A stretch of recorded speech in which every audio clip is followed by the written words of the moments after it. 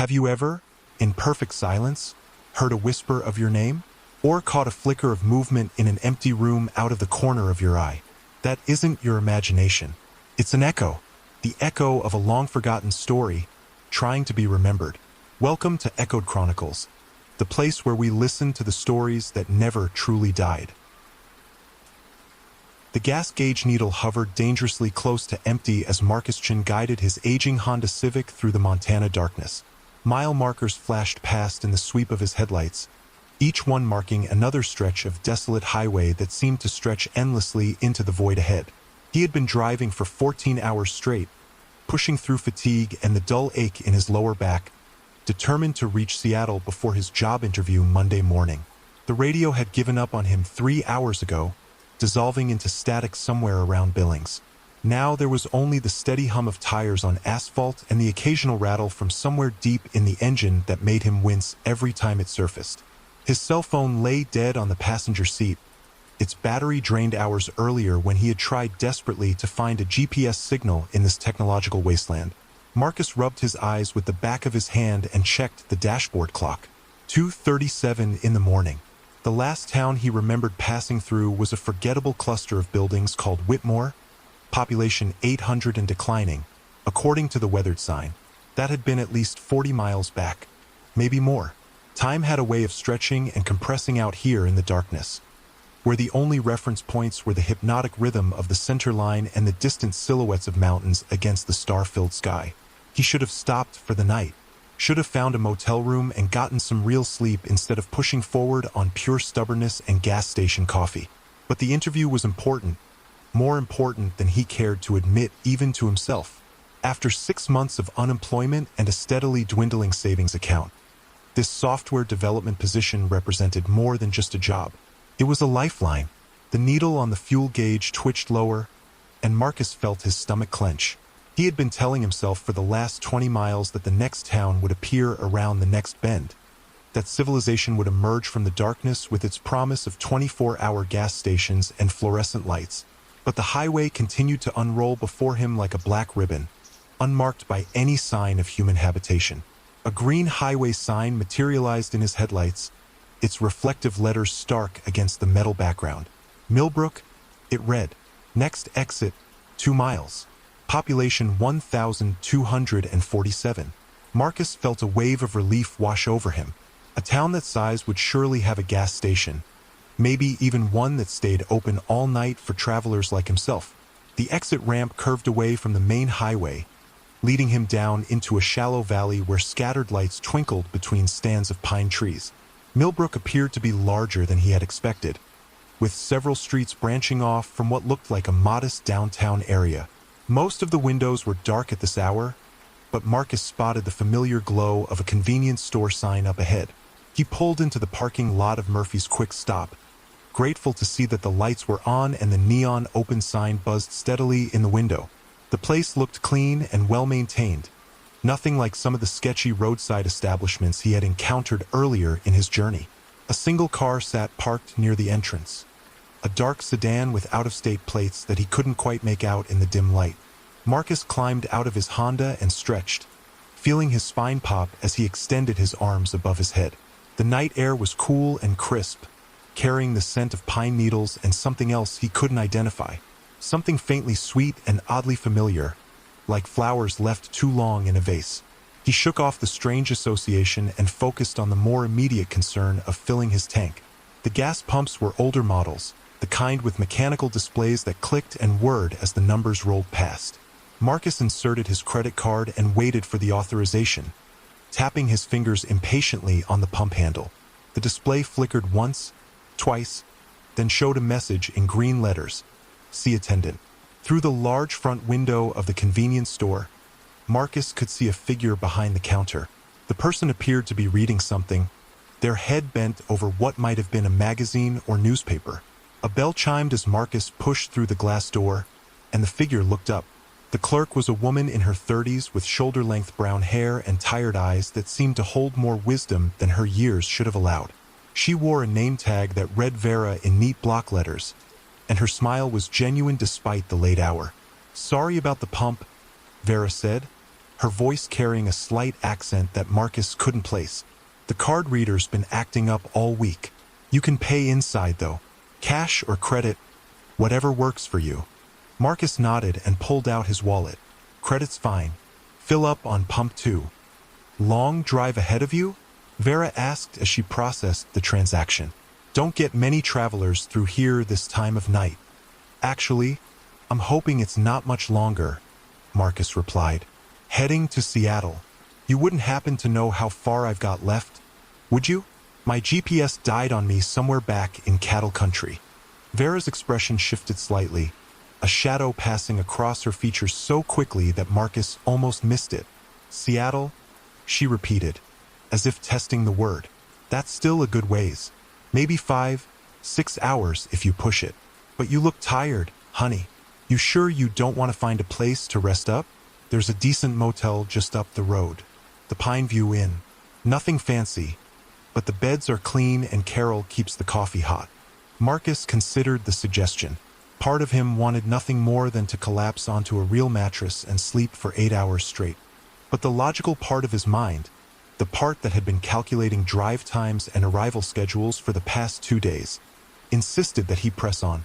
If he stopped now, he would have to leave early tomorrow morning to make his interview on time, and he had learned from bitter experience that Montana highways could present unexpected delays. "Thanks, but I think I'll keep going," he said. "I've got an important meeting tomorrow morning.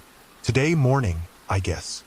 "Suit yourself," Vera said with a shrug, but Marcus caught something in her tone. A note of concern, maybe even disappointment. "Just be careful out there. This stretch of highway can be tricky, especially when you're tired. Lots of curves, and the wildlife gets active around dawn." Marcus signed the credit card receipt and pocketed his copy. "I'll keep my eyes open. Thanks for the warning."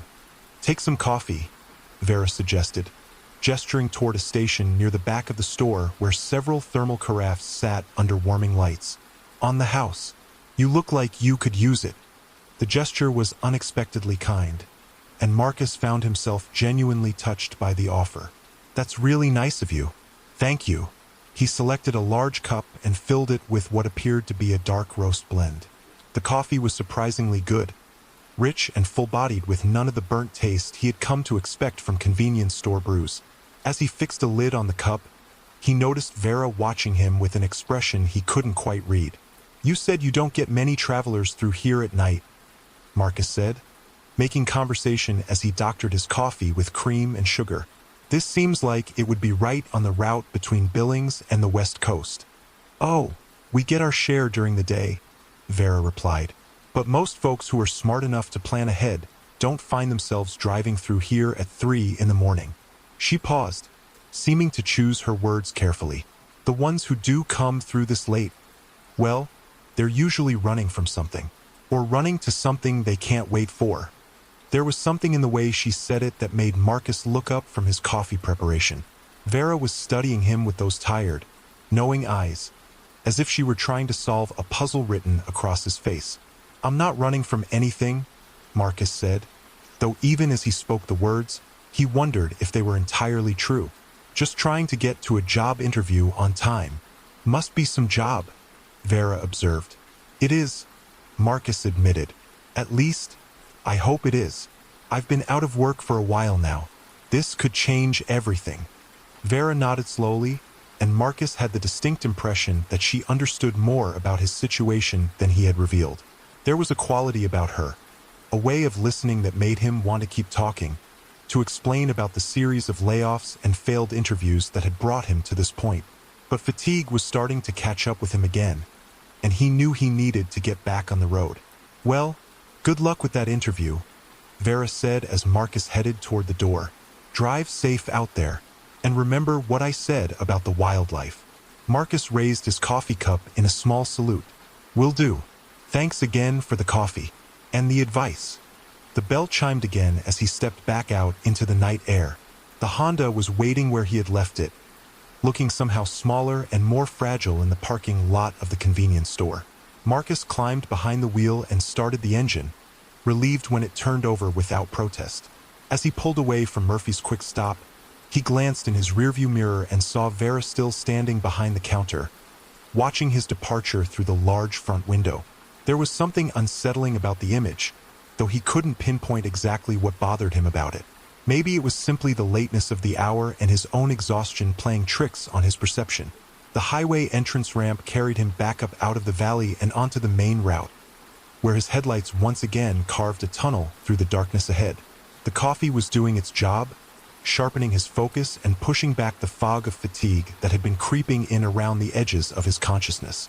Marcus settled into a comfortable cruising speed and tried to calculate how much ground he could cover before sunrise. According to Vera, Seattle was still 5 or 6 hours away. That would put his arrival time somewhere around 8 or 9 in the morning, giving him a few hours to find his hotel, shower, and prepare for the interview. It would be cutting it close, but it was doable.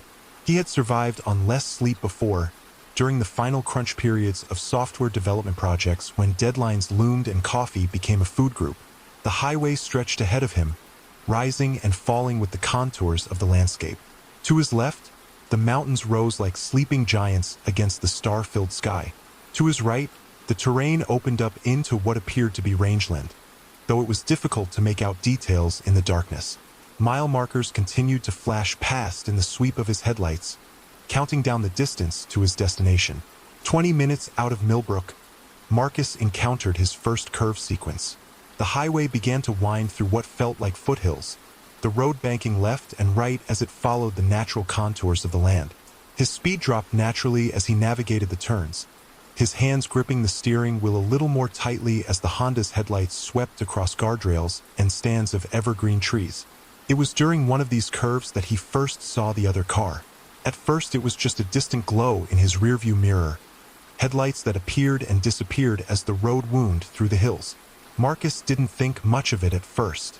Even on a desolate stretch of highway like this one, it wasn't unusual to encounter other late-night travelers.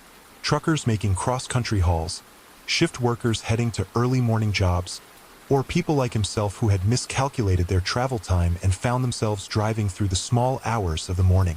But as the miles passed, the headlights remained in his mirror, maintaining what seemed to be a consistent distance behind him. When Marcus slowed down for a particularly sharp curve, the lights appeared to slow as well. When he accelerated on a straight stretch, they seemed to keep pace. It was probably nothing more than coincidence, two drivers following the same route at similar speeds, but something about the situation began to nag at him. Marcus tried to get a better look at the vehicle in his rearview mirror, but the headlights were too bright and too distant to make out any details. It could have been a car, a truck, or even a motorcycle with an exceptionally powerful lighting system. All he could see were those two steady points of light, following him through the darkness like mechanical eyes. The coffee was wearing off, and Marcus could feel fatigue creeping back into his system. His eyelids felt heavy, and he caught himself blinking more frequently than usual. The rhythmic motion of the car and the hypnotic effect of the center line were starting to work against him, lulling him toward the very state he had been fighting for hours. He rolled down the window a few inches, letting the cool night air flow into the cabin. The sudden influx of oxygen helped clear his head, but it also brought with it that same strange scent he had noticed in the parking lot of Murphy's Quick Stop. Sweet and slightly cloying, like flowers that had begun to turn.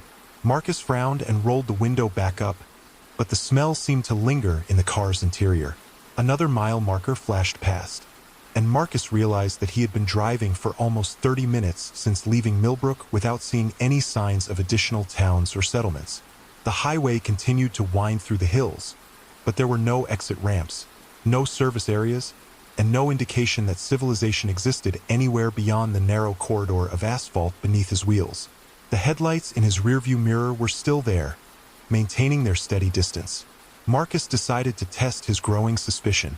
He eased off the accelerator, letting his speed drop from 65 to 60, then to 55. The headlights behind him seemed to dim slightly, as if the other driver were also reducing speed. Marcus pressed the accelerator again, bringing his speed back up to 65. The headlights brightened correspondingly, resuming their previous intensity and distance. It was an odd coincidence, but Marcus was beginning to think that was all it was. Perhaps the other driver was simply being cautious, maintaining a safe, following distance regardless of speed changes. Still, there was something unsettling about those persistent lights in his mirror.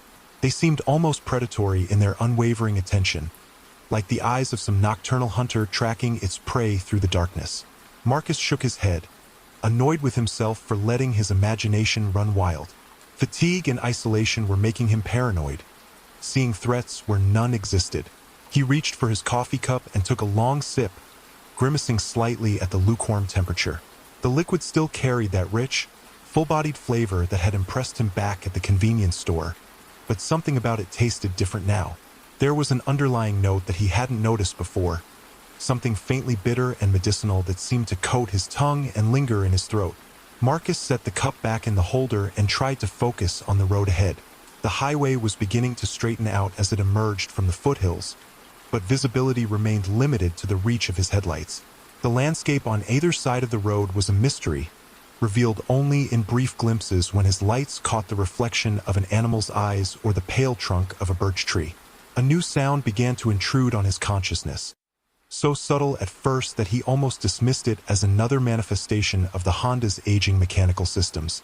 It was a rhythmic tapping, like fingernails drumming against glass, that seemed to come from somewhere behind his left shoulder. Marcus glanced in that direction but saw only the dark interior of the car and his own reflection in the side window. The tapping continued, growing slightly more pronounced as the minutes passed. Marcus reached up and adjusted his rearview mirror, thinking that perhaps something was loose and vibrating against the glass. But the mirror felt solid in its mounting, and the sound persisted. He tried the radio again, hoping that he might have driven into range of a broadcast signal, but the speakers produced only static punctuated by occasional bursts of unintelligible voices speaking in what sounded like a foreign language. Marcus turned the radio off and returned his attention to the road, but the tapping sound seemed to have grown louder in the absence of the static. The headlights behind him were still there, unchanged in their intensity and distance. Marcus found himself checking the rearview mirror more frequently, almost compulsively, as if the lights might suddenly disappear or reveal something about their source that had previously been hidden. But they remained constant, two unblinking eyes following him through the Montana darkness. A green highway sign appeared in his headlights, the first one he had seen since leaving Millbrook. Marcus felt a surge of relief, expecting to see the name of another town with the promise of additional services and human contact. But as the sign drew closer, his relief turned to confusion. Millbrook, the sign read, "Next exit, 2 miles." Marcus stared at the sign as it flashed past, his mind struggling to process what he had just seen. That couldn't be right. He had left Millbrook more than an hour ago, had been driving steadily westward toward Seattle on what should have been a straight shot across the state. There was no way he could be approaching the same town again. He must have misread the sign, he told himself. In his fatigued state, his eyes could have played tricks on him, substituting familiar letters for unfamiliar ones. Or perhaps there was another town with a similar name somewhere ahead, a coincidence that had momentarily confused him. But even as he tried to rationalize what he had seen, Marcus felt a chill of unease settling in his stomach. The tapping sound behind his left shoulder seemed to grow more insistent, and the sweet, cloying scent that had been lingering in the car's interior became more pronounced. Another mile passed, then another. Marcus kept his eyes fixed on the road ahead, watching for the exit ramp that the sign had promised. The highway began to curve downward, descending into what looked like the same shallow valley he had climbed out of earlier. Through the trees ahead, he could see scattered lights twinkling in the darkness. The exit ramp appeared exactly where the sign had indicated it would be, curving away from the main highway and leading down into the valley. Marcus gripped the steering wheel more tightly, his knuckles white in the glow of the dashboard lights. This couldn't be happening. He couldn't have somehow circled back to the same town he had left more than an hour ago. But as he passed the exit ramp, choosing to remain on the main highway rather than investigate further, Marcus caught a glimpse of familiar buildings through the trees. There was Murphy's Quick Stop, its neon open sign still buzzing in the window. There was the dark sedan parked near the entrance, exactly as he had left it. And there, behind the large front window, was the silhouette of someone standing behind the counter. Marcus pressed the accelerator harder, pushing the Honda to 70 miles per hour as he fled from the impossible sight. The lights of Millbrook disappeared behind him as the highway climbed back up out of the valley, but the chill in his stomach remained. Something was wrong here, something that defied rational explanation. The headlights in his rearview mirror had not wavered during his brief acceleration. They maintained their steady distance, neither falling behind nor closing the gap. It was as if the other vehicle were somehow tethered to his own, condemned to follow him through whatever strange loop of geography and physics he had stumbled into. Marcus forced himself to think logically about what had just happened. There had to be a reasonable explanation. Perhaps he had become turned around during the winding section of highway through the foothills. Maybe there had been an unmarked junction that he had taken without realizing it, sending him on a circular route that eventually led back to Millbrook. It was possible, even likely, given his state of exhaustion and the disorienting effect of driving through unfamiliar territory in the dark. But even as he constructed this rational explanation, Marcus couldn't shake the feeling that something fundamental had shifted in the nature of his journey. The highway ahead looked the same as it had before, the same endless ribbon of asphalt disappearing into the darkness. But there was a quality to the landscape now that felt different, more charged with potential menace. The tapping sound behind his left shoulder had evolved into something more complex, a polyrhythmic pattern that seemed almost like a form of communication. Marcus tried to ignore it, focusing on the familiar sensations of driving, but the sound seemed to be growing louder and more insistent with each passing mile. He reached for his coffee cup again, hoping that another dose of caffeine might help clear his head and restore his sense of reality. But as he lifted the cup to his lips, he noticed that the liquid inside had changed color. What had been a rich, dark brown was now a pale amber, almost transparent in the glow of the dashboard lights. Marcus set the cup down without drinking and stared at it for a moment before returning his attention to the road. The coffee had definitely been dark when he had poured it at Murphy's Quick Stop. He was certain of that. So what could have caused it to change color during the drive? Unless it hadn't been coffee at all. The thought came to him unbidden, carrying with it a wave of nausea that had nothing to do with motion sickness. What if Farah had given him something else entirely? Something that looked like coffee but served a different purpose altogether. It would explain the bitter, medicinal aftertaste he had noticed. The way his perceptions seemed to be shifting and becoming unreliable. But that was paranoid thinking, the kind of irrational fear that exhaustion and stress could produce. Vera had been kind to him, genuinely concerned about his welfare. There was no reason for her to have drugged him, no motive that made any sense in the context of their brief interaction. Marcus shook his head, trying to dispel the growing sense of unreality that seemed to be creeping into his thoughts. He needed to focus on concrete, measurable facts. He was driving west on a Montana highway, making his way toward Seattle for a job interview. Everything else was just fatigue and imagination working together to create phantom threats. A new mile marker flashed past in his headlights, and Marcus tried to note its number for future reference. But the digits seemed to blur together as they passed, refusing to resolve into a coherent reading. He blinked hard and tried again with the next marker, but the same thing happened. The numbers were there, he could see that much, but they seemed to shift and change even as he looked at them. The headlights behind him pulsed once, a brief brightening that might have been the other driver flashing his high beams. Marcus checked his rearview mirror, but the lights had returned to their normal intensity.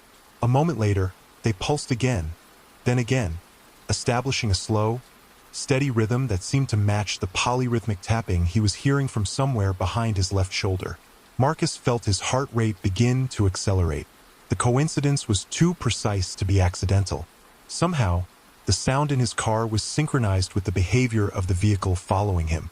But that was impossible unless the two phenomena were connected in some way he couldn't understand.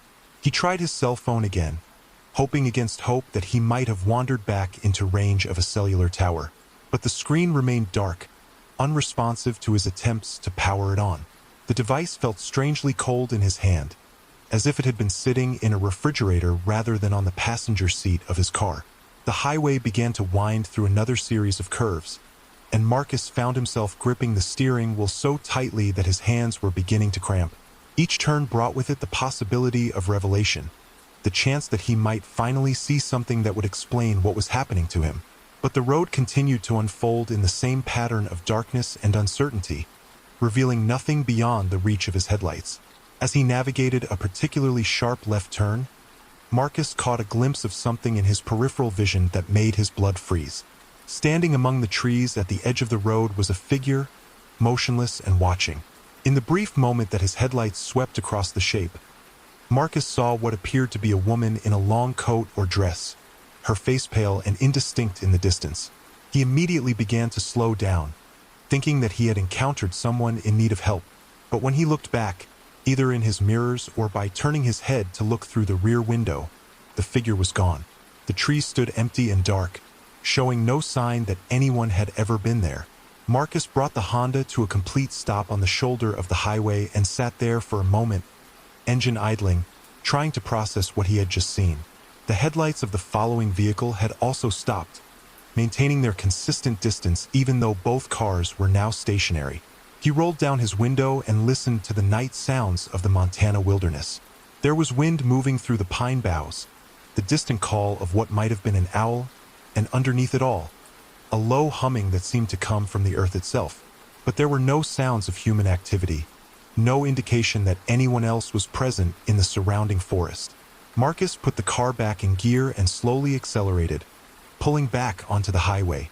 As he did, the headlights behind him also began to move, resuming their patient pursuit. The incident with the figure in the trees joined the growing list of anomalies that he was struggling to explain or dismiss. Maybe he was more exhausted than he had realized.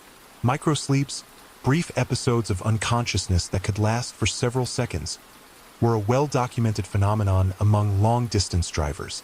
It was possible that he had experienced a momentary lapse during which his mind had constructed the image of the woman in the forest, filling in the gap in his consciousness with a hallucination that felt completely real. But the explanation felt inadequate, just as his rational theories about the Millbrook sign and the changing coffee had felt inadequate. There was a consistency to these strange experiences that suggested something more than random neural misfiring. They seemed connected, part of a larger pattern that he was only beginning to glimpse. The tapping behind his left shoulder had evolved again, becoming more complex and urgent. It now sounded less like fingernails on glass and more like Morse code, a rapid series of dots and dashes that conveyed meaning he couldn't decipher. Marcus found himself unconsciously trying to match the rhythm with his own breathing, as if his body were attempting to synchronize with whatever force was producing the sound. Another green highway sign appeared in his headlights, and Marcus felt his stomach drop even before he could read the text. Millbrook, it announced. Next exit, 2 miles. The words were identical to those on the previous sign, down to the spacing and typography. This time, Marcus didn't try to rationalize what he was seeing. He simply accepted it as another piece of evidence that something extraordinary was happening to him, whether it was a breakdown in his own perception or a breakdown in the fundamental laws of physics. He was trapped in some kind of loop that kept bringing him back to the same point on the highway. The exit ramp appeared on schedule, curving down into the familiar valley where the lights of Millbrook twinkled through the trees. Marcus drove past it again, but this time he slowed down enough to get a better look at the town below. Murphy's Quick Stop was still there, still open, still displaying its neon invitation to travelers. The dark sedan was still parked in the same spot near the entrance, but there was something different about the scene this time. As Marcus watched from the highway above, he saw the front door of the convenience store open. A figure emerged, silhouetted against the fluorescent lighting from within. Even at this distance and in the poor lighting conditions, Marcus was certain that the figure was Vera. She stood in the parking lot for a moment, seeming to look up toward the highway where Marcus's Honda was visible against the night sky. Then she raised one hand in what might have been a wave or a gesture of beckoning, before turning and walking back into the store. Marcus accelerated past the exit ramp, his heart pounding with a mixture of fear and confusion. Vera had seen him, he was certain of that, but how could she have known that he would be passing by at that exact moment? And what had she been trying to communicate with her gesture? The headlights in his rearview mirror pulsed again, a slow, deliberate rhythm that seemed to be responding to his emotional state. Marcus had the unsettling feeling that whoever was driving the vehicle behind him was somehow aware of his thoughts and reactions, monitoring his progress through whatever test or trial he had unknowingly entered. As the highway climbed back up out of the valley, Marcus made a decision. The next time he encountered the Millbrook exit, he would take it. He would drive down into the town and confront Vera directly, demanding an explanation for what was happening to him. It was better than continuing to drive in circles through the darkness, accumulating strange experiences without understanding their meaning or purpose. The landscape ahead looked exactly as it had during his previous 2 passages through this section of road. The same curves, the same stands of pine trees, the same mile markers that refused to resolve into readable numbers. But Marcus's perception of the journey had changed fundamentally. He was no longer a traveler making his way toward a destination. He had become a participant in something larger and more mysterious. A game whose rules he didn't understand but whose stakes seemed to be growing higher with each iteration. The tapping behind his left shoulder had become a constant presence now, no longer surprising him with its sudden appearances but serving as a steady accompaniment to his thoughts. It had developed into something that almost resembled language, a complex pattern of sounds that seemed to carry emotional content even though he couldn't decode its literal meaning. Marcus found himself wondering about the figure he had seen in the forest, the woman in the long coat who had watched him pass and then vanished. Had that been Vera as well, somehow transported from her position behind the counter at Murphy's quick stop to a vantage point alongside the highway? Or was it someone else entirely, another player in whatever drama was unfolding around him? The questions multiplied in his mind, each one spawning additional uncertainties and possibilities. How long had he been driving in this loop? Time seemed to have become elastic, stretching and compressing in ways that made it impossible to track his progress through the night. His dashboard clock still read 2:37, exactly the same time it had displayed when he had first left Millbrook. Either the clock had stopped, or time itself had become frozen in this strange pocket of reality. Marcus tried to remember details from his life before entering the loop, concrete facts that would anchor him to the world he knew. His name was Marcus Chen. He was 28 years old. He lived in an apartment in Denver, Colorado, though his lease was set to expire at the end of the month. He had been laid off from his job at a software development company called TechFlow Solutions 6 months earlier, a victim of budget cuts and corporate restructuring. The job interview in Seattle was with a company called Meridian Dynamics, a startup that specialized in artificial intelligence applications for financial services. He had submitted his resume through their website 3 weeks ago and had been surprised when their human resources director, a woman named Jennifer Hayworth, had called him personally to schedule the interview. These facts felt solid and real, unaffected by whatever strange forces were operating around him. They formed a foundation of identity and purpose that he could hold on to even as his immediate circumstances became increasingly bizarre and threatening. But even as Marcus rehearsed these details, he noticed that some of them were beginning to feel less certain. The name of his former employer, for instance. Had it really been TechFlow Solutions? Or was he confusing it with another company? And the woman who had called him about the interview, had her name actually been Jennifer Hayworth? Or was that a construction of his fatigued mind? The doubt was insidious, creeping into his thoughts like water seeping through cracks in a foundation. Marcus tried to push it away, to maintain his grip on the concrete facts of his existence. But the effort required constant vigilance. It was as if something in this place was actively working to erode his sense of self, to disconnect him from the anchoring details of his life. The headlights behind him pulsed in a new pattern, 3 quick flashes followed by 2 slower ones. The rhythm was repeated several times, and Marcus realized that it matched the cadence of a phrase he couldn't quite remember.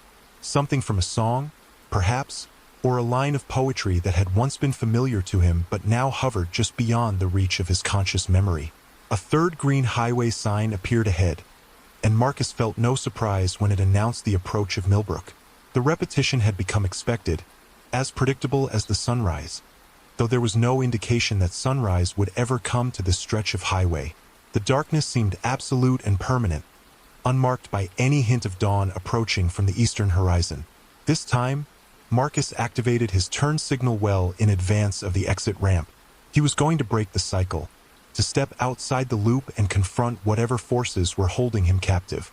The decision felt both frightening and liberating, like stepping off a cliff without knowing whether he would fall or fly. The exit ramp curved down into the valley exactly as it had before, leading him toward the familiar cluster of lights that marked the location of Millbrook. But as Marcus descended toward the town, He noticed details that had escaped his attention during his previous glimpses of the community. The buildings were older than he had realized, with an architectural style that suggested they had been constructed decades earlier.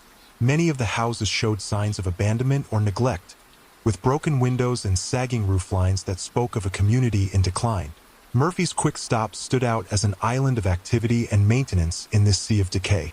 Its fluorescent lights blazed with an intensity that seemed almost aggressive compared to the dim porch lights and flickering street lamps that marked the rest of the town. The neon open sign pulsed with mechanical regularity, a beacon calling to travelers who might otherwise pass by without stopping. Marcus pulled into the parking lot and parked in the same spot he had occupied during his first visit to the store. The dark sedan was still there, unchanged in its position near the entrance. Through the large front window, he could see Vera behind the counter, apparently reading the same magazine or newspaper that had occupied her attention earlier. The scene was so perfectly reproduced that Marcus began to wonder if he had ever actually left Millbrook at all. Perhaps everything that had happened since his departure, the endless highway and the strange repetitions, had been some kind of elaborate hallucination. But the memory of those experiences felt too vivid and detailed to be dismissed as mere fantasy. Marcus climbed out of his Honda and walked toward the entrance of the convenience store. The night air carried the same sweet, cloying scent he had noticed before, but now it seemed stronger and more pervasive. It reminded him of something specific, a memory that remained frustratingly just out of reach. The bell chimed as he pushed through the glass door, and Vera looked up from her reading material. Her expression showed no surprise at his return, as if she had been expecting him all along. "Back so soon?" she asked with a gentle smile. "I thought you were in a hurry to get to Seattle." Marcus stood in the doorway for a moment, studying her face for any sign of deception or hidden knowledge. But Vera's expression remained open and friendly, showing nothing more than mild curiosity about his unexpected return. "I think I might be lost," Marcus said carefully. "I've been driving for hours, but I keep seeing signs for Millbrook. It's like I'm going in circles." Vera's smile faded slightly, replaced by an expression of genuine concern. She set down what Marcus could now see was a local newspaper, its headlines too small to read from his position near the door. "Going in circles," she repeated thoughtfully. "That does happen sometimes, especially when people are tired. These mountain roads can be confusing, and a lot of them look the same in the dark." She paused, studying his face with those knowing eyes. "But you don't look like someone who just made a wrong turn. You look like someone who's seen something that doesn't make sense." Marcus felt a chill run down his spine. There was something in Vera's tone, a subtle acknowledgement that suggested she understood more about his situation than her words directly conveyed. "What do you mean?" he asked. "Why don't you come sit down?" Vera gestured toward a small seating area near the coffee station, where two plastic chairs flanked a round table that had seen better days. "You look like you could use a rest." Marcus hesitated for a moment, then walked over to the seating area and settled into one of the chairs. The plastic creaked under his weight, and he noticed that the table's surface was covered with ring stains from countless coffee cups and soda cans. Vera emerged from behind the counter and took the chair across from him, moving with a fluid grace that seemed at odds with the tired expression in her eyes. "Tell me what you've been seeing out there," she said softly. "Don't worry about how it sounds. I've heard stranger things." Marcus looked down at his hands, trying to organize his thoughts into some kind of coherent narrative. Where did he even begin? With the repeating highway signs? The mysterious vehicle that had been following him? The figure in the forest? "I left here about an hour ago," he started, then corrected himself. "Actually, I don't know how long ago it was. My clock seems to have stopped.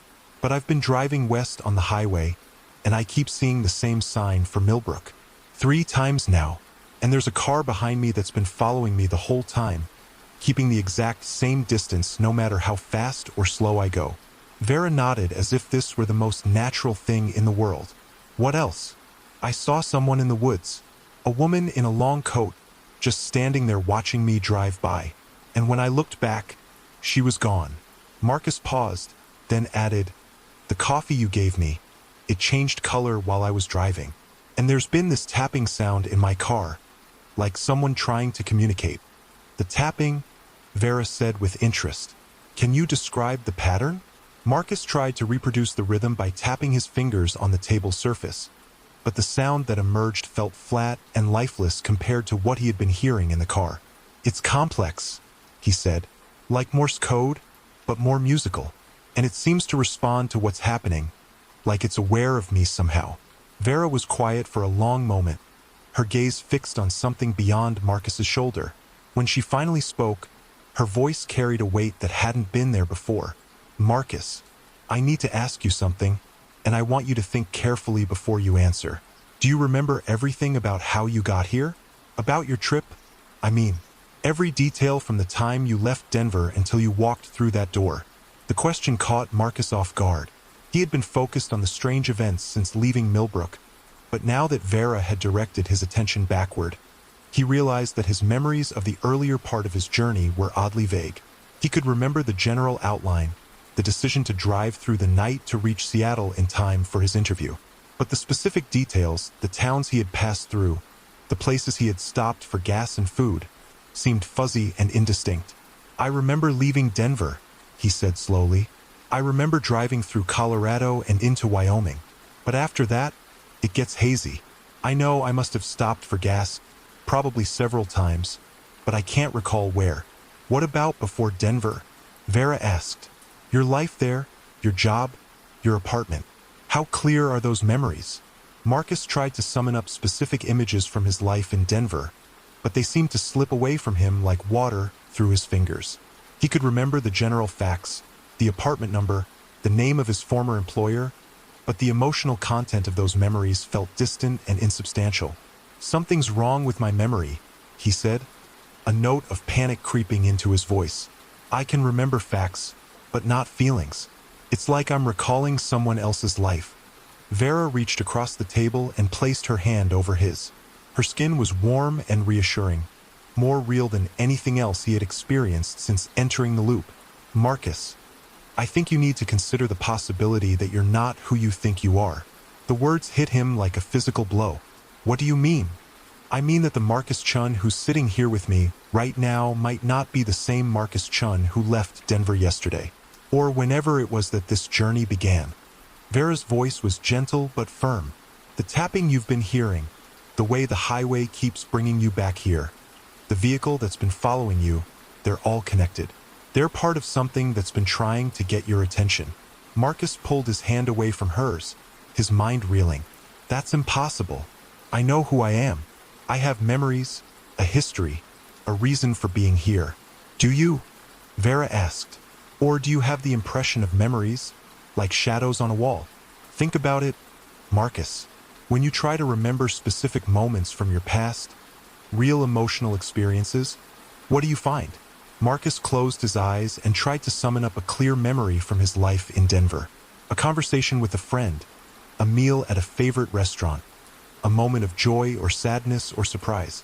But everything he grasped it seemed to dissolve under scrutiny, leaving him with nothing but vague impressions and second-hand knowledge. This can't be happening, he whispered. I'm sorry, Vera said, and the sympathy in her voice seemed genuine. I know it's frightening, but you're not the first person to find himself in this situation, and you won't be the last. Marcus opened his eyes and stared at her. What are you talking about? What situation? Vera glanced toward the front window of the store, where the headlights of the following vehicle were visible in the parking lot. The car had arrived while they were talking, though Marcus hadn't heard it pull up. The driver of that car has been trying to reach you, she said. They've been following you through the loop, trying to get your attention, trying to help you understand what's happened. What's happened? Marcus demanded. What's happened to me? Before Vera could answer, the front door of the convenience store opened. The bell chimed, but the sound seemed muted and distant, as if it were coming from underwater. Marcus turned to see who had entered, and his blood froze. The figure standing in the doorway was himself. Not someone who looked like him, not a twin or a doppelganger, but literally himself. The same face, the same clothes, even the same expression of exhausted confusion that he could feel on his own features. Hello, Marcus, the other Marcus said, his voice identical to the one Marcus heard when he spoke aloud. We need to talk. Marcus shot to his feet, the plastic chair clattering backward onto the linoleum floor. "This isn't real," he said, his voice rising toward panic. "This can't be real. It's as real as anything else you've experienced tonight." The other Marcus replied calmly. "More real, actually. I'm the one who's been trying to reach you, trying to help you remember." "Remember what?" Marcus backed away from the duplicate, his heart hammering against his ribs. "Remember what happened on Highway 287, about 60 miles east of here," the other Marcus said. "Remember the truck that ran the red light at the intersection near Whitmore? Remember the sound of breaking glass and twisting metal? Remember the moment when everything went dark?" The words triggered something deep in Marcus's memory, a flash of images that came too quickly and too vividly to be dismissed as imagination.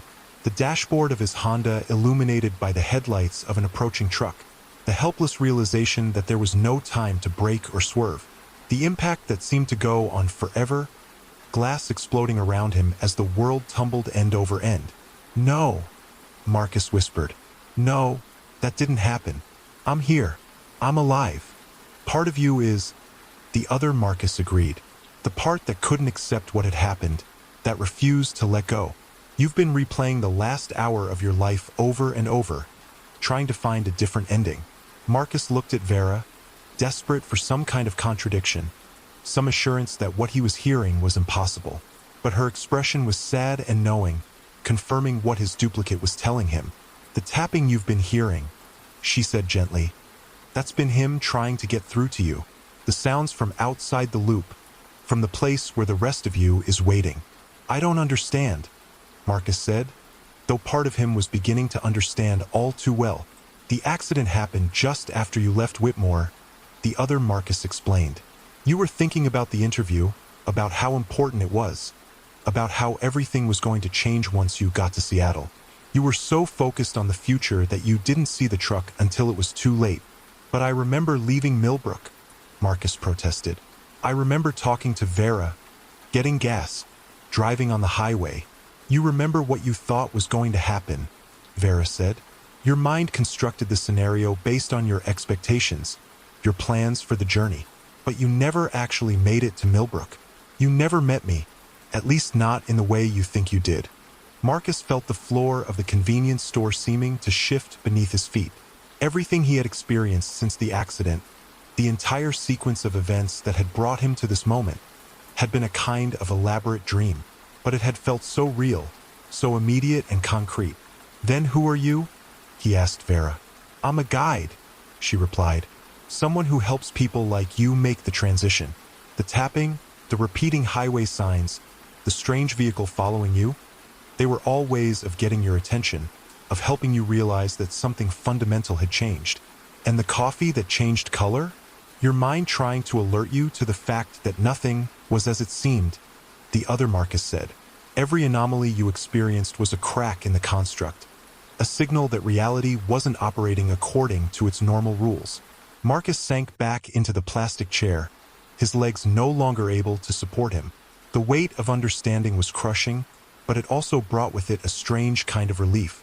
The confusion and fear that had been building throughout the night suddenly made sense within this new framework. "So I'm dead," he said, the words feeling foreign in his mouth. "Your body is," the other Marcus confirmed. "But you're not gone entirely. This part of you, the part that's been driving through the loop, needs to make a choice."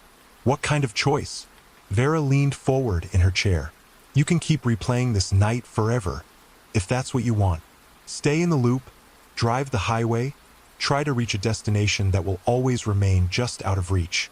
Some people choose that.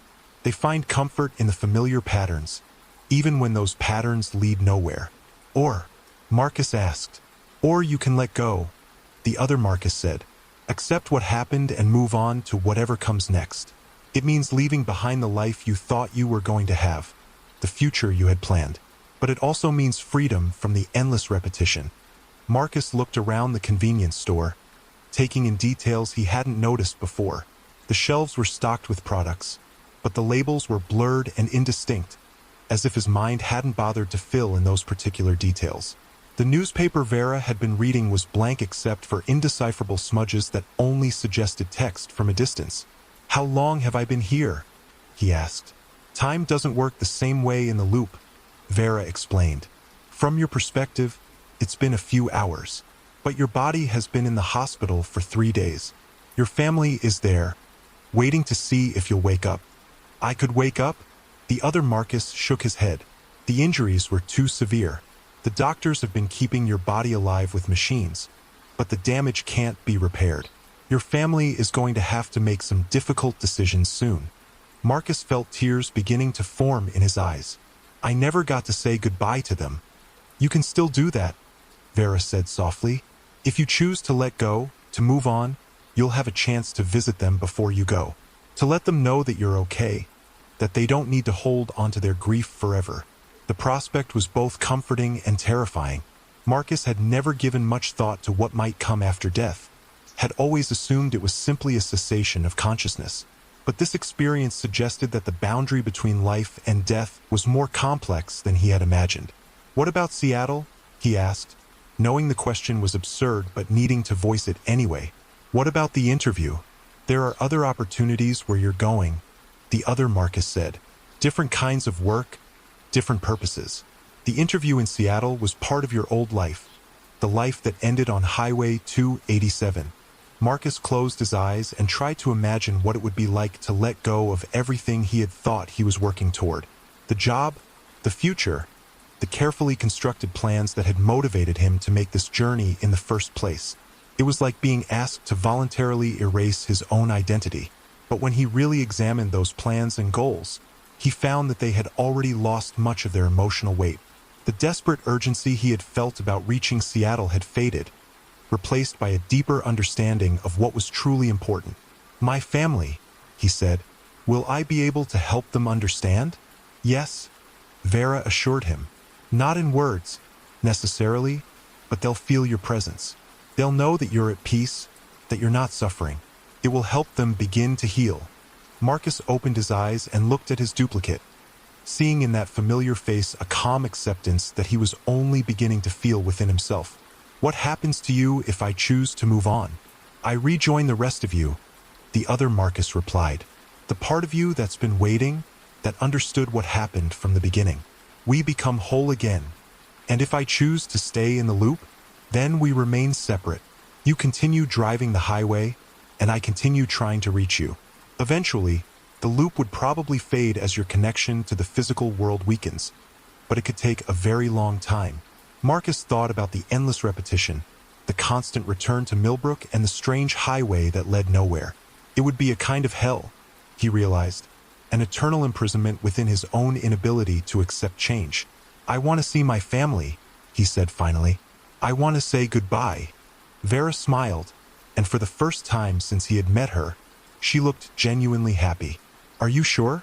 Once you make this choice, there's no going back to the loop. Marcus nodded. I'm sure. I can't keep running from what happened, and I can't keep them trapped in uncertainty. The other Marcus stood up and extended his hand. Are you ready? Marcus took the offered hand and immediately felt a sense of completeness that he hadn't realized he'd been missing. It was like suddenly remembering a word that had been on the tip of his tongue, or solving a puzzle that had been frustrating him for hours. What about the car that was following me? He asked as the two versions of himself began to merge into a single consciousness. That was me, the unified Marcus replied, his voice now carrying harmonics of both perspectives. I was trying to get close enough to make contact, but the loop kept interfering. It's easier when you're stationary, when you're not focused on the illusion of forward movement. Vera stood as well, her role as guide apparently coming to an end. You did well, she told him. It's not easy to let go of a life that felt unfinished. Will I see you again? Marcus asked. Probably not, Vera replied. My work is here, helping people make the transition. But you'll meet others where you're going, people who will help you understand your new existence. Marcus felt a pull, a gentle but insistent force drawing him away from the convenience store and toward something that lay beyond his current perception.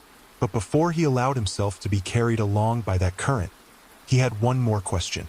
The sweet smell I kept noticing, he said. What was that? Vera's smile became sad. Flowers, she said. From your funeral. Your family chose white lilies, your mother's favorite. The scent has been following you because part of you already knows that your body is gone. The revelation should have been devastating, but Marcus found that he could accept it with equanimity. The physical form he had inhabited for 28 years was no longer relevant to his existence. What mattered now was the continuation of consciousness, the opportunity to explore new forms of being. "Thank you," he told Vera, meaning it completely. "You're welcome," she replied. "Now go. Your family needs to feel your peace so they can find their own." Marcus allowed the pull to draw him away from the convenience store, away from Millbrook, and away from the endless highway that had held him captive. As he moved through dimensions he couldn't quite comprehend, he felt his awareness expanding, encompassing experiences and perspectives that his living mind could never have imagined. But even as he embraced this new existence, part of his attention remained focused on the hospital room in Denver where his body lay surrounded by machines and grief-stricken relatives. He had promises to keep, goodbyes to deliver, comfort to provide. And after that, an entire universe of possibilities was waiting to be explored.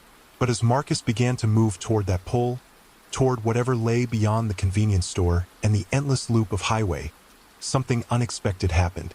The world around him shuddered, like a film reel skipping frames, and suddenly he was back in his Honda, hands gripping the steering wheel, headlights cutting through the Montana darkness. The dashboard clock read 2:37, exactly as it had before. In his rearview mirror, the familiar headlights maintained their constant distance. The tapping behind his left shoulder resumed its complex rhythm, and the sweet scent of flowers filled the car's interior with renewed intensity. "No," Marcus whispered, his voice barely audible over the engine's steady hum. "This can't be happening again." But even as he spoke the words, he realized that something fundamental had changed. His conversation with Vera and his duplicate self hadn't been erased entirely. The knowledge remained, buried beneath the surface of his consciousness like sediment at the bottom of a lake. He knew what he was, knew what had happened to him, but the loop had reasserted itself with a power that seemed to override his acceptance of the truth. The green highway sign appeared ahead, its familiar message unchanged. "Millbrook, next exit, 2 miles. But this time, Marcus felt no surprise at its appearance. Instead, he felt a growing sense of dread, as if he were watching a horror movie for the second time and could do nothing to change the inevitable outcome.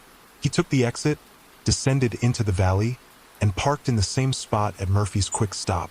But when he entered the convenience store, Vera wasn't behind the counter. Instead, he found a different person entirely, a middle-aged man with thinning hair and tired eyes who looked up from a crossword puzzle as the bell chimed. "Help you?" the man asked, his voice carrying a slight southern accent that seemed out of place in Montana. Marcus stared at him, confusion mixing with the lingering knowledge from his previous encounter. "Where's Vera?" he asked. The man's expression showed no recognition of the name. "Don't know any Vera," he said. "I'm Pete. Been working here for about 3 years now. You sure you got the right place?" Marcus looked around the store, noting details that were both familiar and different. The layout was the same, the coffee station in the same location, the seating area with its plastic chairs still positioned near the window. But the products on the shelves had changed. The newspaper rack held different publications, and there was no trace of the woman who had guided him through his moment of understanding. "I was here earlier," Marcus said, knowing how strange it must sound. "A few hours ago, there was a woman working, about 30, brown hair. She gave me coffee." Pete shook his head. "Been here all night, friend. Nobody else on duty. Maybe you're thinking of another store." Marcus felt the familiar chill of unreality creeping back into his thoughts. Had his encounter with Vera been another manifestation of the loop, another constructed experience designed to test his ability to accept the truth? Or was this Pete, this different version of the convenience store, the false reality? "I need gas," Marcus said, falling back on the practical concerns that had brought him here originally. "Pumps are working fine," Pete replied, returning his attention to the crossword puzzle. "Pay inside when you're done." Marcus walked back outside, his mind reeling with the implications of what he had just experienced. The Honda sat exactly where he had left it, and the mysterious vehicle that had been following him was still parked in the shadows near the edge of the lot. But now Marcus could see more details of the other car, could make out its shape and color in the glow of the convenience store's fluorescent lights. It was another Honda Civic, identical to his own in every respect except for the license plate. Where Marcus's car bore Colorado plates, the other vehicle displayed Montana tags, but everything else was the same, down to the small dent in the rear bumper that Marcus had acquired during a parking lot mishap 6 months earlier. Marcus approached the other car cautiously, his footsteps echoing off the asphalt. The windows were tinted too darkly to see inside, but he could hear the engine running, could see the exhaust vapor drifting from the tailpipe into the cool night air. Someone was definitely inside, waiting. He knocked on the driver's side window, his knuckles rapping against the glass with a sound that seemed unnaturally loud in the quiet parking lot. For a moment, nothing happened. Then the window began to lower with a mechanical whir, revealing the interior of the car and its occupant. Marcus found himself looking at Vera, but not the Vera he had encountered inside the convenience store during his previous loop through the sequence. This version of her appeared older, more weathered by time and experience. Her hair was streaked with premature gray, and her eyes held a depth of sadness that spoke of accumulated losses. "Hello, Marcus," she said, her voice carrying the same gentle cadence he remembered but with an additional note of weariness. "I've been waiting for you." "You're not real," Marcus said, though he wasn't entirely certain of the assertion. "None of this is real. I'm dead, and this is just some kind of afterlife construct." "Real is a relative term in your current situation," Vera replied. "But I'm as real as you are, which is to say that we both exist in a state somewhere between life and death, between acceptance and denial." "The man inside the store doesn't know you," Marcus said. "He says he's been working there for 3 years. "Pete," Vera said with a slight smile. "He's been trapped in his own loop for much longer than you have. A heart attack at this very gas station, about 5 years ago. He keeps reliving his last shift, convinced that he's still alive, still working, still solving crossword puzzles to pass the time." Marcus felt a chill that had nothing to do with the Montana night air. "There are others?" "Many others," Vera confirmed. "This stretch of highway has seen more than its share of accidents over the years. Some people move on quickly, accepting what's happened and transitioning to whatever comes next. But others get stuck, creating little pockets of reality where they can continue to exist in familiar patterns. And you, I'm what you might call a veteran of this place," Vera said. "I've been here long enough to understand how it works, to help newcomers like yourself navigate the complexities of post-mortem existence." Marcus backed away from the car, his mind struggling to process this new information. "How long have I been here? Really? I mean, not loop time, but actual time." "That's a complicated question," Vera said, opening her car door and stepping out into the parking lot. She was wearing the same clothes he remembered from their previous encounter, but they looked more worn now, as if she had been wearing them for years rather than hours. Time moves differently for each person, depending on how tightly they hold onto their old life. "I want to know," Marcus insisted. Vera studied his face for a long moment, as if trying to gauge his readiness for the answer. "Your accident happened 18 months ago," she said finally. "Your family held a funeral, grieved, and has begun to move on with their lives. Your body was cremated, and your ashes were scattered in a place you loved as a child." The words hit Marcus like a physical blow, driving the breath from his lungs and sending him staggering backward toward his own car. 18 months. A year and a half of endless repetition, of driving the same stretch of highway over and over again, convinced that he was making progress toward a destination that no longer existed. "That's impossible," he whispered. "It's only been one night. I left Denver yesterday." "You left Denver 18 months ago," Vera corrected gently. "What you've been experiencing as a single night has been stretched across all that time, repeated thousands of times with minor variations. Sometimes you encounter me in the store, sometimes you meet Pete, sometimes the store is empty entirely, but you always end up back on the highway, always return to the loop." Marcus sank down onto the hood of his Honda, his legs no longer able to support him. The weight of lost time pressed down on him like a physical force, crushing his sense of self and purpose. "My family thinks I'm dead," Your family knows you're dead, Vera said, her voice infinitely compassionate. They've had 18 months to process that reality, to begin healing from the loss. Your mother still visits your grave every few weeks, but she's stopped crying every time. Your father has gone back to work, though he thinks about you every day. Your sister named her newborn son after you. My sister was pregnant? Marcus asked, a fragment of memory surfacing from the depths of his consciousness. I remember her telling me, just before I left Denver. She was excited about the baby, but worried about the timing. She has a beautiful little boy, Vera confirmed. Marcus David, after you and your grandfather. He's walking now, starting to say his first words. Your sister tells him stories about his uncle Marcus, the one he'll never meet but who loved him before he was even born. The image of a nephew he would never know, a child who would grow up with only second-hand knowledge of his existence, filled Marcus with a grief so profound that it seemed to hollow him out from the inside.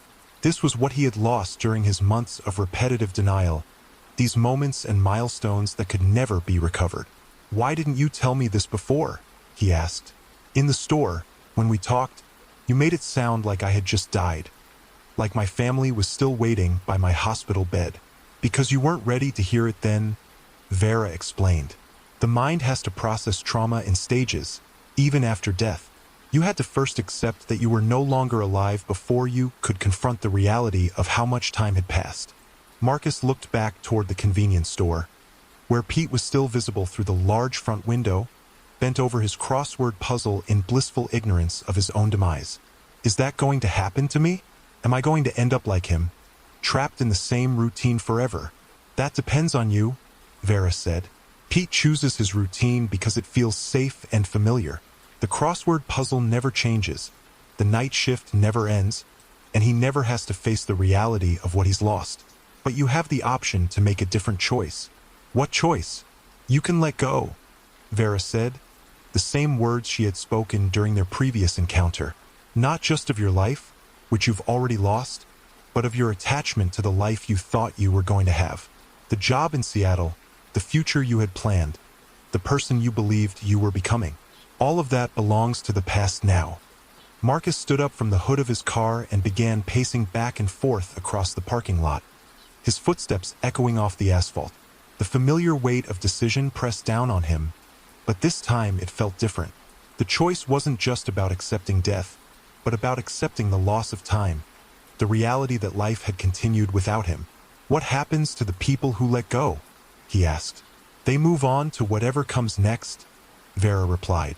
I can't tell you exactly what that is, because it's different for everyone, but it involves growth, learning, new forms of existence that don't depend on the limitations of physical reality.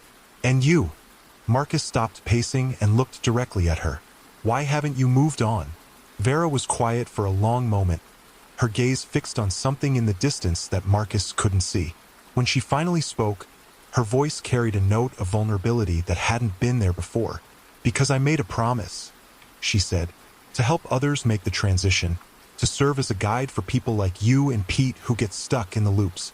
It's a form of penance, I suppose, for my own mistakes. What mistakes? I died angry, Vera said simply. Angry at the drunk driver who hit me, angry at the circumstances that put me on that particular road at that particular moment. Angry at a universe that seemed randomly cruel and unjust. That anger kept me trapped here for years, replaying my own death over and over, looking for someone to blame. How did you break free from that? I realized that anger was just another form of attachment, Vera explained. As long as I held on to it, I remained connected to the circumstances of my death rather than the possibilities of what might come after. Letting go of the anger allowed me to see beyond my own suffering to the suffering of others. Marcus nodded, beginning to understand the larger pattern of this place. It wasn't just a random collection of lost souls, but a kind of way station where people could work through their attachments and fears before moving on to whatever awaited them beyond the boundaries of familiar reality. How many people have you helped? He asked. Dozens, Vera replied. Maybe more. After a while, you stop counting.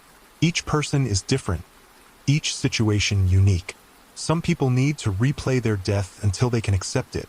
Others, like you, need to replay the last moments of their life until they can let go of their plans and expectations. And some people, like Pete, never let go at all. Everyone makes their own choice, Vera said. I can offer guidance and support, but I can't force anyone to move beyond their comfort zone. Pete finds meaning in his crossword puzzles and his night shift. Who am I to tell him that's wrong? Marcus looked back at the convenience store, trying to imagine spending years or even decades in such a limited existence. The thought filled him with claustrophobia, but he could also understand the appeal. There was a certain safety in repetition, in knowing exactly what each moment would bring. The other car that was following me, he said, the one that looked like mine. Was that you? Sometimes, Vera admitted. Sometimes it was Pete, during the periods when he becomes aware of his situation and tries to help other travelers. Sometimes it's other people who have gotten trapped here, drawn to newcomers by a combination of curiosity and hope. Hope for what? Hope that by helping someone else escape the loop, they might find the courage to escape their own, Vera explained. It doesn't always work that way, but the desire to help others can be a powerful motivating force. Marcus felt a sudden understanding of the complex ecosystem that had developed around this stretch of highway. It wasn't just a place where people got stuck, but a community of sorts, where the dead helped each other navigate the challenges of post-mortem existence. The tapping I heard in my car, he said, was that you trying to communicate? That was you? Vera replied, surprising him. Or rather, it was the part of you that understood what had happened but couldn't break through the denial of the part that was driving. The two aspects of your consciousness were trying to communicate with each other. Marcus thought back to the complex rhythms he had heard, the sense that they were trying to convey meaning he couldn't decipher. What was I trying to tell myself?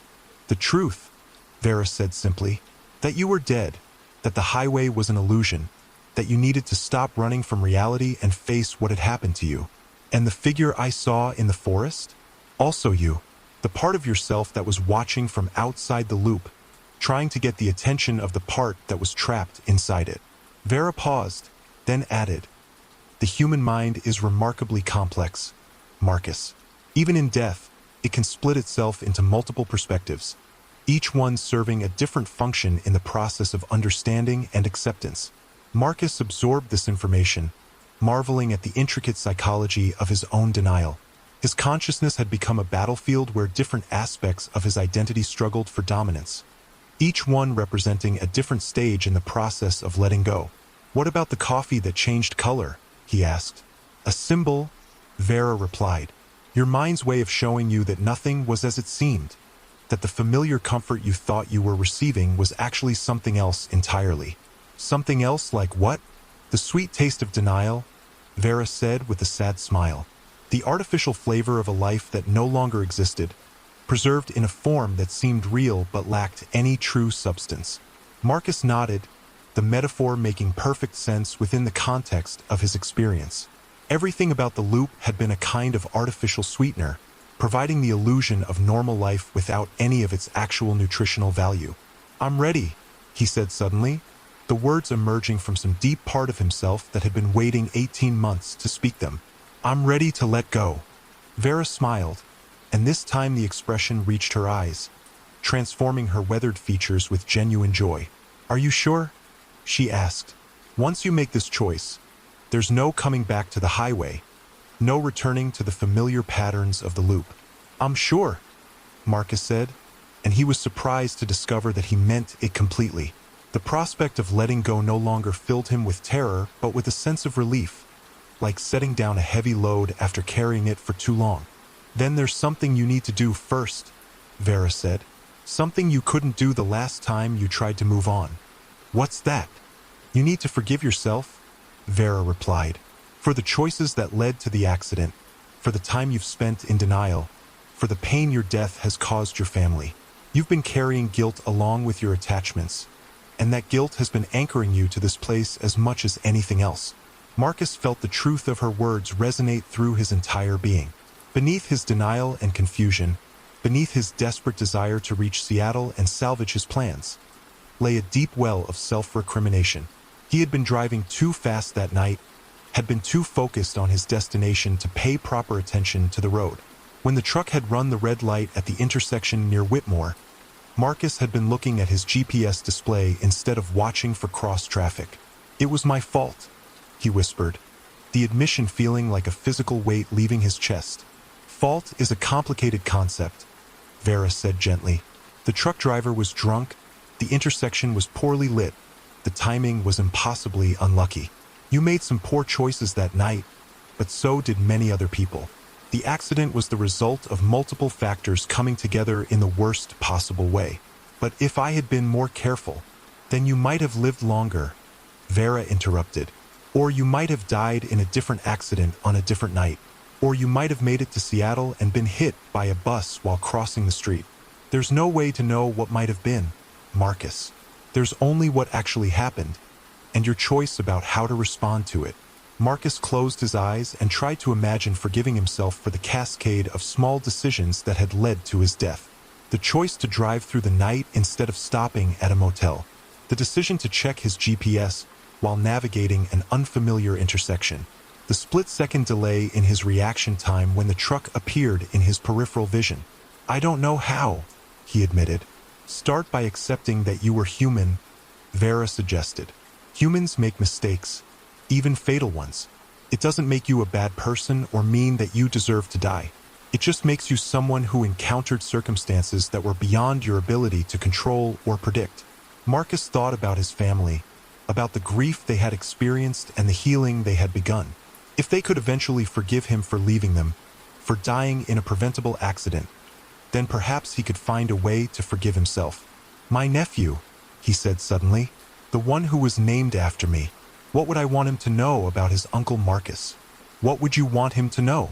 Vera asked. Marcus considered the question, trying to distill the essence of who he had been during his 28 years of life. "That I tried to be a good person," he said finally.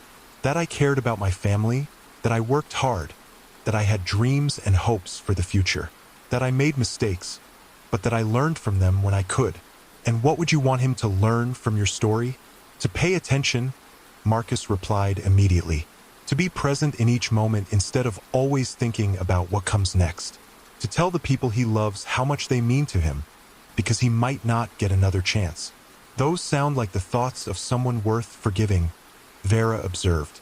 Marcus opened his eyes and looked at her, seeing in her expression a reflection of the compassion he was beginning to feel for himself. "I forgive myself," he said, the words carrying more weight than he had expected. "For the accident, for the denial, for staying trapped here instead of moving on. I forgive myself for being human." As he spoke the words, Marcus felt something fundamental shift within his consciousness. The guilt that had been anchoring him to the highway loop began to dissolve, replaced by a sense of lightness that seemed to lift him up from the inside. The familiar landscape of the convenience store parking lot became less solid, less insistent in its claim on his attention. "What happens now?" he asked. "Now you get to say goodbye," Vera replied. "To your family, to the life you lived, to the dreams you had to abandon. And then you get to discover what comes next. Will you be coming with me?" Vera shook her head. "My work is here, for now. But we may meet again someday, in whatever realm souls eventually gather when their earthly business is complete." Marcus felt a pang of sadness at the prospect of leaving Vera behind, but it was tempered by gratitude for the guidance she had provided. "Thank you," he said, "for helping me understand, for being patient with my denial, for showing me the way out of the loop." "Thank you for letting me help," Vera replied. "Each person who moves on gives the rest of us hope that we too might eventually find our way home." Marcus nodded, understanding that their conversation was coming to an end. But before he could fully let go of this place, there was one more question he needed to ask. "Pete," he said, gesturing toward the convenience store. "Will he be okay?" "Pete will be exactly what he chooses to be," Vera assured him. "His path is his own to walk, just as yours has been yours. Some journeys take longer than others, but every soul eventually finds its way." Marcus took a last look around the parking lot, memorizing the details of this place that had held him captive for 18 months, but had also served as the staging ground for his eventual liberation. The fluorescent lights of Murphy's Quick Stop, the dark mountains rising against the star-filled sky, the endless highway that stretched away into the Montana night. "I'm ready," he said again, and this time he felt the truth of it in every fiber of his being. Vera smiled and stepped back, giving him space to make his transition. "Go well, Marcus Chen," she said, "and remember what you learned here when you begin to help others find their own way home." Marcus felt the pull again, the same gentle but insistent force that had drawn him away from the convenience store during his previous attempt to move on. But this time there was no resistance in him, no lingering attachment to hold him back.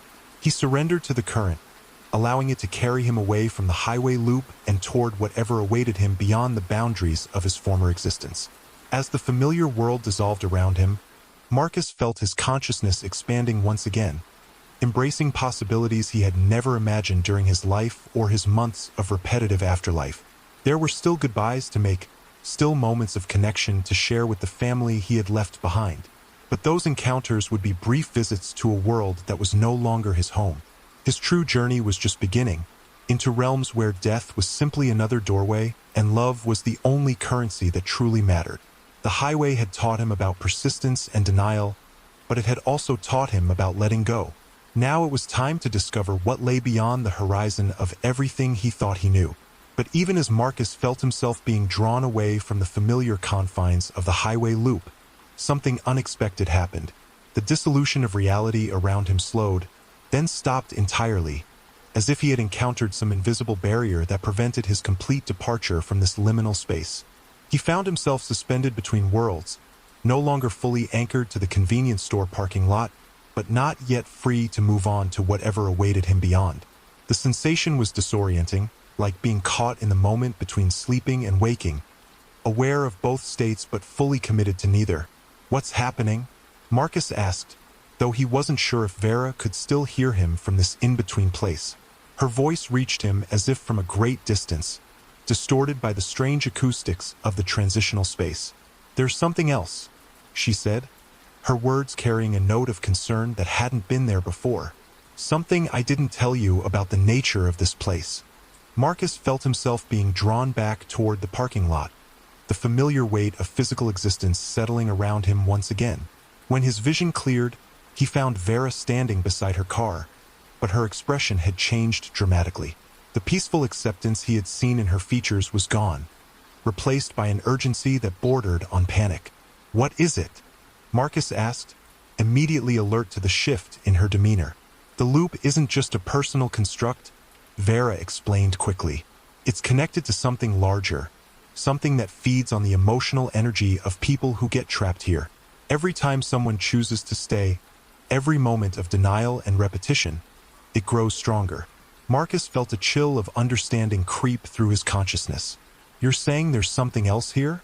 Something that wants to keep people trapped?" "Not wants," Vera corrected. "Needs. The entity that created this place, that maintains the highway loop and all the other constructs like it. It requires a constant supply of psychic energy to sustain itself. The dead who get stuck here, who refuse to move on, they're like batteries feeding its existence." Then Pete. "Pete has been powering this place for 5 years," Vera confirmed grimly. "His endless repetition of the same night shift, his refusal to acknowledge his death, it generates exactly the kind of energy this entity craves. And every new person who joins the loop makes it stronger." Marcus looked back toward the convenience store, where Pete was still visible behind the counter, blissfully unaware that his denial was serving a purpose far more sinister than mere psychological comfort. "How many others are there?" "Dozens, scattered across different loops and constructs throughout this region," Vera replied, "each one convinced that they're still alive, still pursuing their normal routines. The entity has become expert at creating scenarios that feel real enough to trap people indefinitely." "And you?" Marcus asked. "Are you feeding it too?" Vera's expression became even more troubled. "That's what I've been trying to figure out," she admitted. "I thought I was here by choice, serving as a guide to help others move on. But the more I learn about this place, the more I wonder if my role as helper is just another form of trap." The implications of what she was saying struck Marcus like a physical blow. If Vera was right, then his entire experience since the accident had been orchestrated by some malevolent intelligence that wanted to keep him trapped in an endless cycle of denial and false hope. The moments of understanding, the opportunities to move on, even his current conversation with Vera, could all be elaborate illusions designed to make him feel like he was making progress while actually ensuring that he remained exactly where the entity wanted him. How can we know what's real? Marcus asked, his voice barely above a whisper. We can't, Vera replied. That's the genius of the system. It's impossible to distinguish between genuine spiritual guidance and sophisticated psychological manipulation. Every revelation could be authentic, or it could be another layer of the construct designed to keep us engaged. Marcus felt the familiar weight of unreality settling over him once again, but this time it was accompanied by a deeper sense of dread. If Vera was correct, then his 18 months of repetitive denial hadn't been a natural stage in the process of accepting death. They had been 18 months of serving as an unwilling power source for something that viewed human consciousness as nothing more than fuel to be consumed. There has to be a way out, he said, though he wasn't sure he believed it.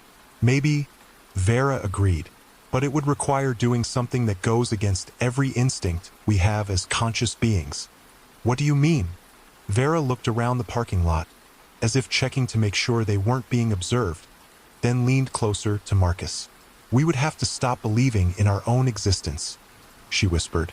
Not just accept that our bodies are dead, but let go of the idea that consciousness itself has any meaning or continuity. Marcus stared at her, trying to comprehend what she was suggesting. You're talking about complete annihilation, the end of everything we are or ever were. I'm talking about the possibility that consciousness is just another illusion, Vera replied. That all of our thoughts, emotions, memories, and experiences are nothing more than electrical patterns in dying brain tissue. If we could truly accept that, truly believe it at the deepest level, then we might be able to starve the entity of the energy it needs to maintain these constructs. The idea filled Marcus with a horror that went beyond anything he had experienced during his time in the loop. Physical death was one thing, but the complete negation of selfhood, the reduction of all human experience to meaningless neural static, represented a form of extinction that was almost incomprehensible. But what if you're wrong? He asked. What if consciousness does continue after death, and we're throwing away the chance for genuine transcendence? Then we're making the ultimate sacrifice, Vera said simply, trading our own potential for eternal existence to free everyone who's trapped here, and to prevent the entity from capturing anyone else. Marcus walked over to his Honda and leaned against the hood, his mind reeling with the implications of Vera's revelation. If she was right about the nature of this place, then every choice he had been presented with, every moment of seeming progress toward acceptance and liberation, had been carefully orchestrated to keep him exactly where he was. But if she was wrong, if his experiences here represented genuine stages in the process of spiritual evolution, then following her suggestion would result in the destruction of something infinitely precious. The stakes couldn't be higher, and there was no way to determine which interpretation of reality was correct. How long have you been thinking about this?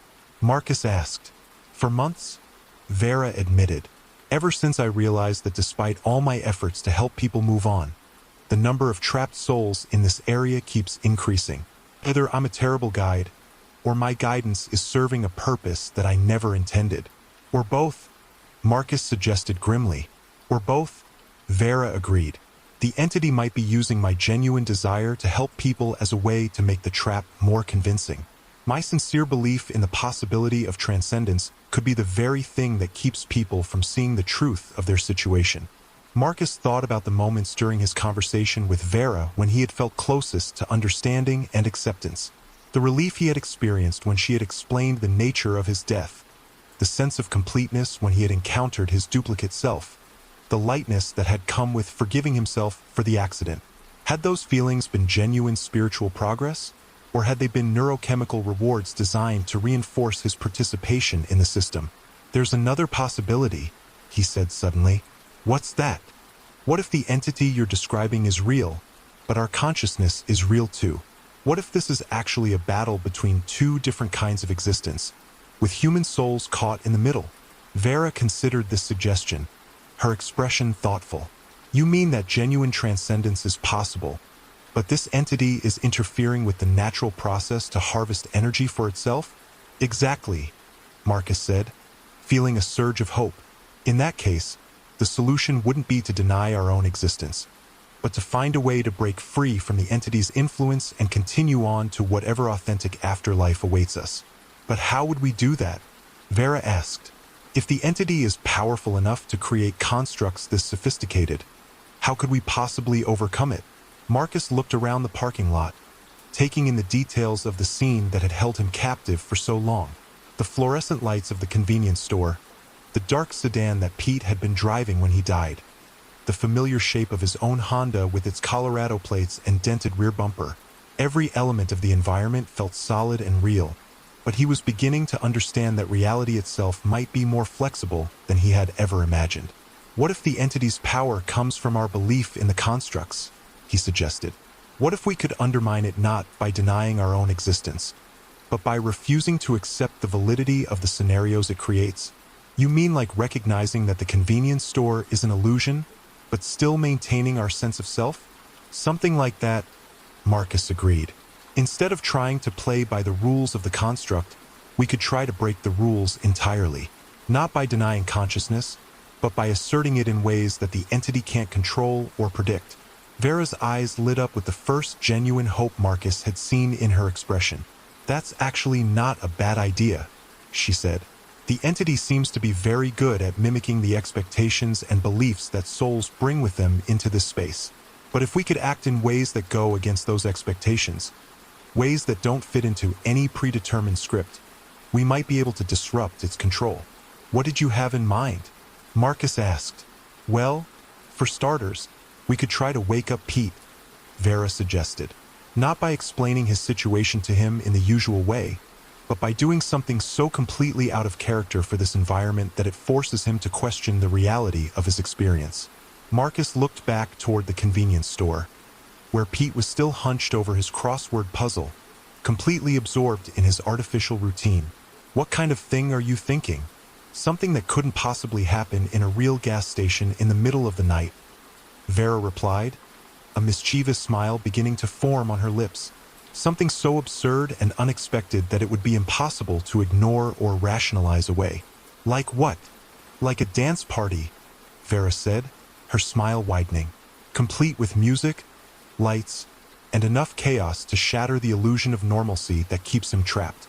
Marcus stared at her for a moment, then began to laugh. The idea was so completely ridiculous, so utterly divorced from anything that could happen in the mundane reality of a late-night convenience store, that it just might work. If the entity's power depended on maintaining believable scenarios, then introducing elements of pure absurdity could indeed disrupt its control. You're serious about this, he said.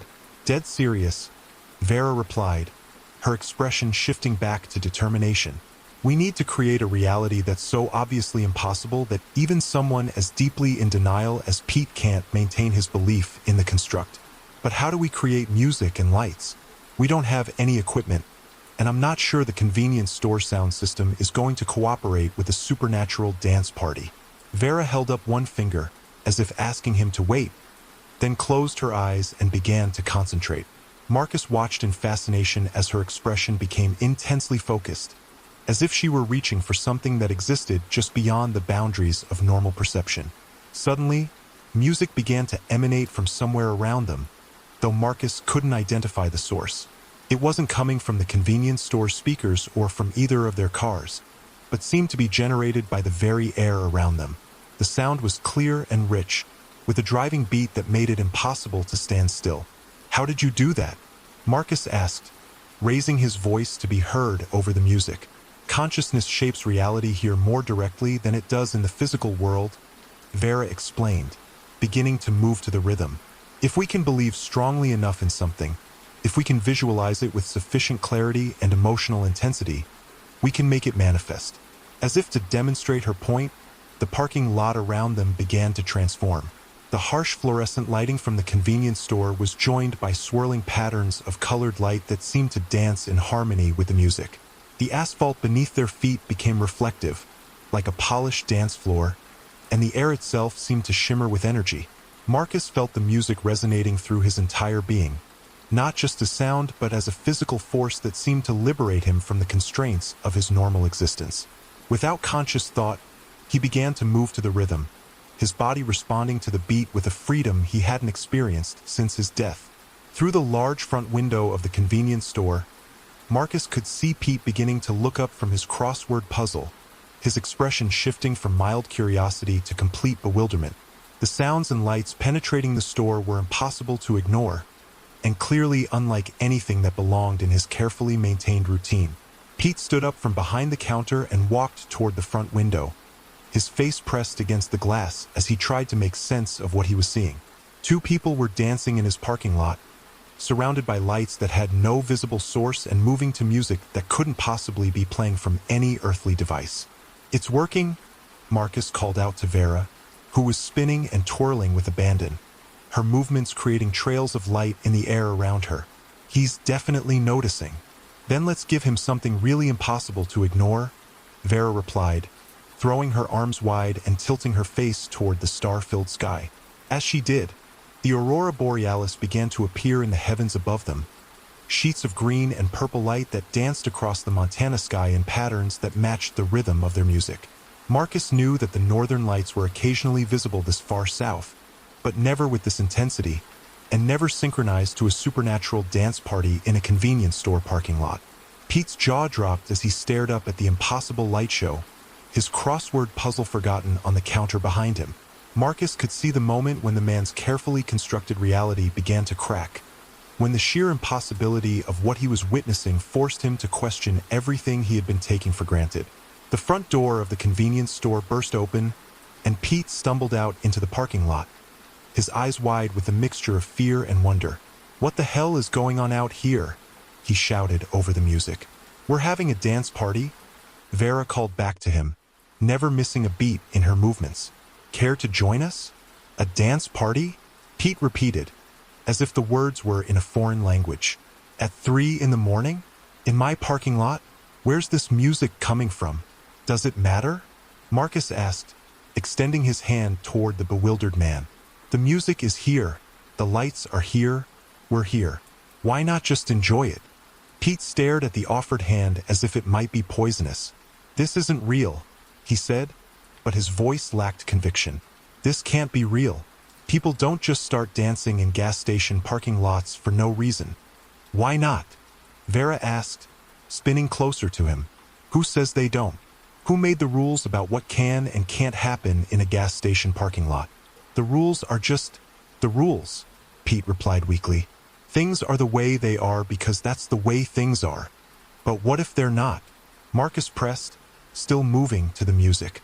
"What if the way things are is just one possibility among many?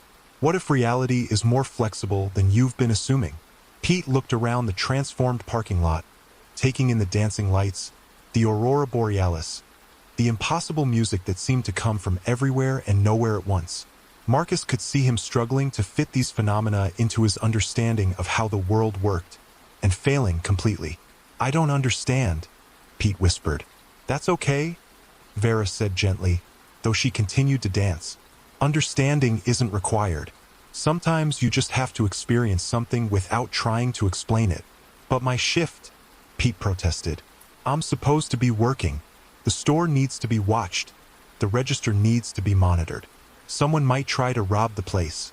"When was the last time someone actually came into your store?" Marcus asked. "Besides us, I mean. When was the last time you had a real customer?" Pete opened his mouth to answer, then closed it again.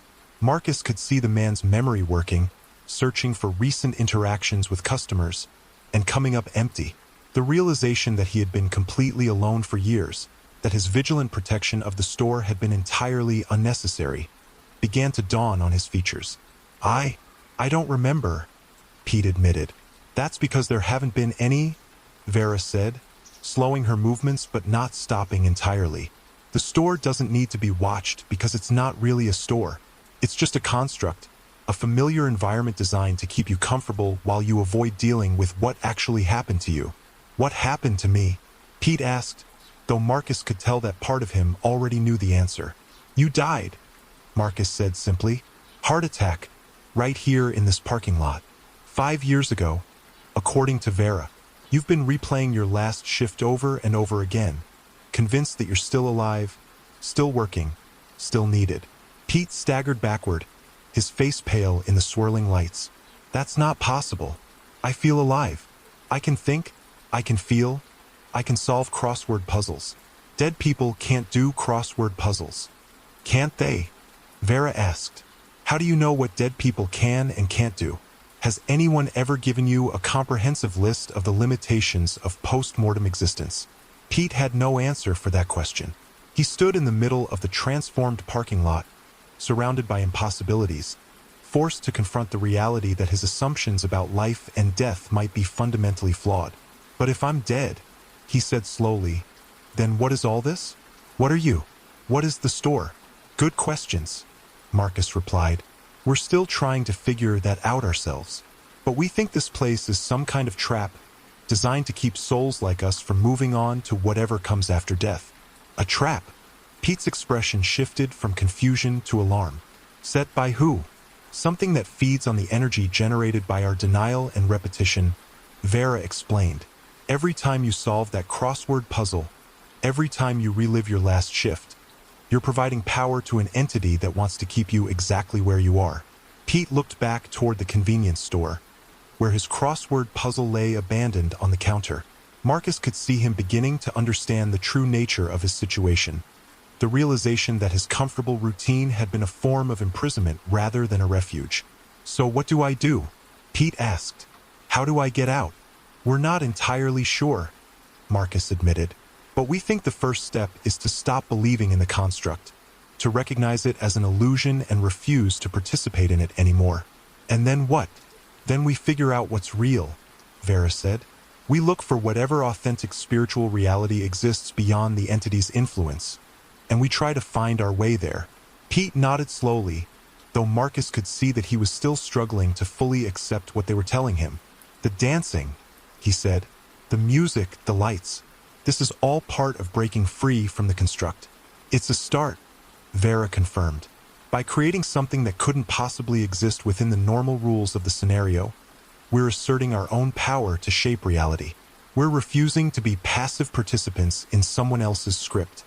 And it's working, Marcus added. Look around. The store looks different now, doesn't it? Less solid, less convincing. Pete followed Marcus's gaze toward the convenience store, and Marcus was right. The building appeared somehow less substantial than it had before, its edges slightly blurred as if it were a photograph that had been taken out of focus. The fluorescent lights seemed dimmer, and the products on the shelves were barely visible through the windows. It's fading, Pete observed with wonder. Because you're no longer feeding it with your belief, Vera explained. The construct depends on our unconscious acceptance of its reality. Once we start questioning it, it begins to lose power. As if responding to their conversation, the music around them began to change, becoming more discordant and aggressive. The dancing lights took on harsher colors, reds and oranges that pulsed with an angry rhythm. The aurora borealis overhead flickered and dimmed, as if something were trying to suppress its beauty. Something's fighting back, Marcus realized. The entity, Vera said grimly, it doesn't want to lose its power sources. It's going to try to force us back into the construct, to make us believe in the illusion again. As she spoke, the convenience store began to solidify once more, its edges sharpening and its lights growing brighter. Pete's crossword puzzle became visible on the counter, and Marcus could hear the familiar hum of refrigeration units and cash register electronics. No, Pete said firmly, surprising Marcus with the strength in his voice. I'm not going back to that. I'm not going to spend another 5 years pretending to work a job that doesn't matter while my consciousness gets harvested by some parasitic entity. He began to move to the music again, his movements awkward at first but growing more confident as he embraced the impossibility of the situation. As he danced, the convenience store began to fade once more, its reality undermined by his refusal to believe in it. That's it, Vera encouraged. Assert your own power. Create your own reality instead of accepting someone else's. Marcus joined them, the three of them moving together in a celebration of conscious while triumphing over imposed limitation. The music swelled around them, the lights grew brighter, and the aurora borealis returned to the sky in all its ethereal glory. But even as they danced, Marcus could feel the entity's presence pressing against their improvised reality, testing it for weaknesses, looking for ways to reassert control. The battle for their consciousness had only just begun, and he had no idea how it would end. What happens if we can't maintain this? He called out to Vera over the music. Then we try something else, she replied, her movements becoming more defiant, more aggressively creative. We keep experimenting, keep pushing the boundaries, until we find something the entity can't control or corrupt. And if nothing works, then we go with my original plan, Vera said, her expression becoming grim despite the joyful nature of her dancing. We choose annihilation over enslavement. We deny our own existence rather than allow it to be exploited. Marcus felt a chill that had nothing to do with the Montana night air. The stakes of their improvised rebellion were higher than he had realized, and failure might mean something worse than death. It might mean the complete erasure of everything they had ever been or could ever become. But as he looked at Pete, who was now dancing with abandon despite having spent 5 years trapped in repetitive denial, Marcus felt a spark of hope. If they could free one person from the entity's control, perhaps they could free others. Perhaps they could even find a way to destroy the construct entirely, liberating everyone who had been caught in its web. The dance party continued, 3 souls asserting their right to exist on their own terms, while something vast and hungry pressed against the boundaries of their improvised reality, waiting for any sign of weakness or doubt that would allow it to reclaim its property. As the minutes passed, Marcus began to feel the strain of maintaining their collective defiance against the entity's influence. The music that had seemed so effortless to create now required constant concentration to sustain, and the dancing lights flickered whenever his attention wavered. He could see similar signs of fatigue in Vera and Pete, their movements becoming less fluid as they fought to keep their improvised reality intact. "I don't think we can keep this up much longer," Marcus called out, his voice strained with effort. "Then we need to find the source," Vera replied, her own breathing labored. "The entity has to have some kind of central point, some nexus where it maintains control over all the constructs in this region. How do we find something like that?" Pete asked, stumbling slightly as a wave of exhaustion washed over him. "We follow the resistance," Marcus realized suddenly. "The entity is fighting hardest to maintain control here, which means we must be close to something important. If we can push through the interference, we might be able to trace it back to its origin." As if responding to his words, the ground beneath their feet began to shift and buckle, the smooth surface of the parking lot cracking to reveal something dark and organic underneath. The fissures spread outward from where they stood, and through the gaps, Marcus could see what looked like massive root systems or neural networks pulsing with a sickly phosphorescent light. "What is that?" Pete whispered, his dance movements faltering as he stared down at the alien architecture beneath the asphalt. "The entity's true form," Vera replied grimly. "The constructs we've been experiencing are just the surface layer. Underneath, it's all connected, all part of the same massive organism." The revelation was both terrifying and liberating. Now they could see their enemy clearly, could understand the scope of what they were fighting against. The entity wasn't just a localized presence, but a vast network that probably extended for miles in every direction, feeding off the trapped souls scattered throughout its domain. "If we can damage the network," Marcus said, his mind racing with possibilities, "we might be able to free everyone at once. Or we might just make it angry," Pete pointed out, though he didn't stop moving to the music. "It's already angry," Vera observed. "Look around. It's throwing everything it has at us to try to force us back into compliance. This is our chance, while it's focused on maintaining control here, to strike at its core." Marcus looked down at the pulsing neural networks beneath his feet and made a decision that felt both inevitable and terrifying. He stopped dancing and knelt down beside one of the larger fissures, reaching toward the alien tissue that lay exposed in the crack. "Marcus, don't," Vera warned. "We don't know what will happen if you make direct contact." "That's exactly why I have to try," Marcus replied. "We can't keep fighting this thing from the outside. We need to understand what it really is, what it wants, how it operates." Before Vera or Pete could stop him, Marcus plunged his hand through the fissure and made contact with the pulsing neural network. The effect was immediate and overwhelming, like being struck by lightning made of pure consciousness. Suddenly, Marcus found himself experiencing the entity's perspective, seeing the world through senses that had no equivalent in human biology. The network of constructs spread out before him like a vast spider web, each trapped soul a glowing node of energy that fed power into the system. He could see Pete's convenience store, his own highway loop, and dozens of other scenarios scattered across the Montana landscape, each one perfectly tailored to keep its occupants docile and productive. But he could also see the entity's weakness. For all its power and sophistication, it was fundamentally parasitic, unable to generate its own energy or create genuine consciousness. It could only mimic and manipulate, feeding off the creativity and life force of others. And that dependency made it vulnerable. Marcus pushed deeper into the network, following the flow of energy back toward its source. What he found there surprised him. At the heart of the vast neural web wasn't some alien intelligence or demonic presence, but something much more familiar and tragic. The entity had once been human. Thousands of years ago, someone had died in this place and, like Pete and Marcus himself, had refused to accept their death. But instead of creating a simple construct to hide in, this ancient soul had learned to feed off other trapped spirits, growing stronger and more complex with each new victim. Over the millennia, it had evolved into something that barely remembered its human origins, a predator that saw other souls as nothing more than resources to be exploited. The knowledge flooded through Marcus like a revelation, bringing with it both understanding and profound sadness. The entity wasn't evil in any cosmic sense.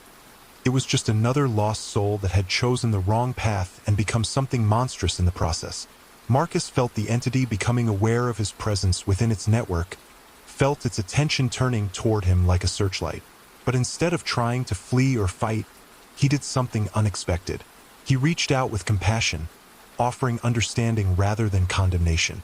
The response was immediate and violent. The entity recoiled from Marcus's empathy as if it were a physical attack, its entire network convulsing with rejection and rage. It had spent so long viewing other consciousnesses as prey that it had forgotten how to recognize genuine connection when it was offered. But in that moment of recoil, Marcus saw his opportunity. The entity's defenses were down, its attention scattered by the shock of encountering compassion instead of fear. He reached deeper into the network, not to attack or destroy, but to heal, using every ounce of spiritual strength he had developed during his time in the loop.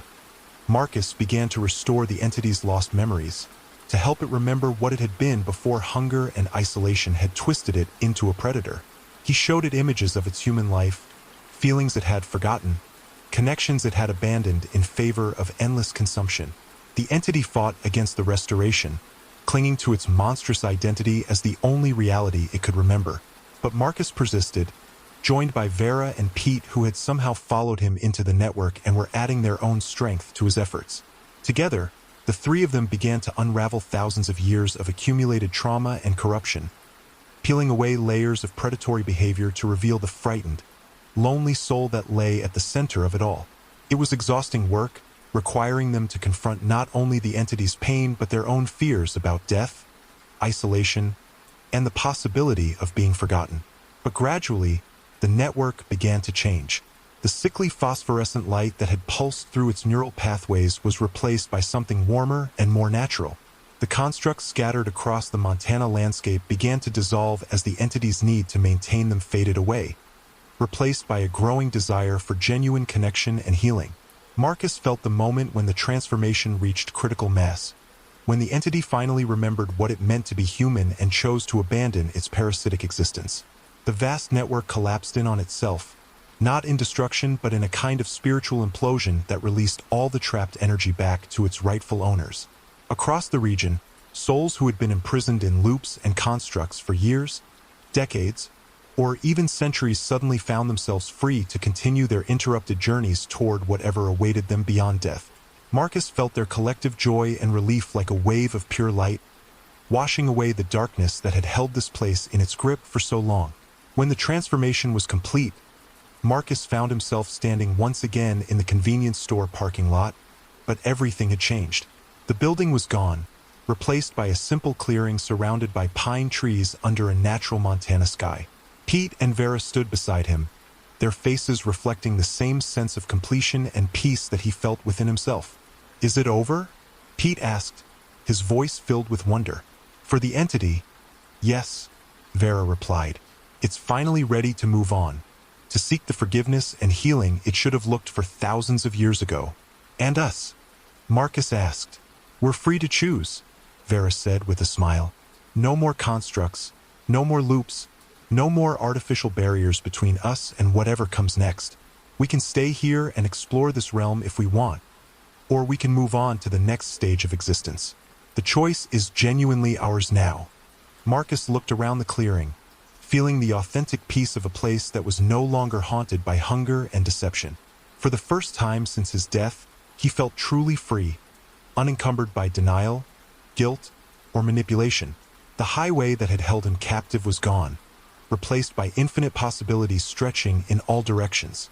I think I'm ready to see what comes next, he said finally. Me too, Pete agreed. I've spent enough time standing still. Vera nodded, her expression serene. Then let's go together.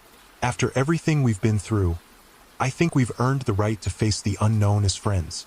Marcus felt the familiar pull that had tried to draw him away from the loops so many times before, but now it carried no threat or uncertainty. It was simply an invitation to continue growing, to keep exploring the infinite mystery of existence beyond the boundaries of physical life. As the three of them stepped forward into that welcoming darkness, Marcus realized that the highway had taught him its final lesson. Sometimes the journey was more important than the destination, and sometimes the greatest courage was required not to keep moving forward, but to help others find their own way home. The Montana landscape faded around them, replaced by something vast and luminous that defied description. But Marcus no longer needed to understand everything he experienced. He had learned to trust in the process of becoming, to embrace the unknown with curiosity rather than fear. Behind them, the highway remained, but it was no longer a trap. It had become what it should have been all along, simply another road leading somewhere new. They say every story has an echo, that the sounds and words can attract the attention of something. Can you feel it now? That cold spot on the back of your neck? That's the echo of this story, looking for you. Give this video a like if you felt it, and subscribe if you want to find out what other echoes we can awaken together. Just remember, when you turn off the lights, listen carefully. Sometimes, you can hear more than you were meant to. Sleep well.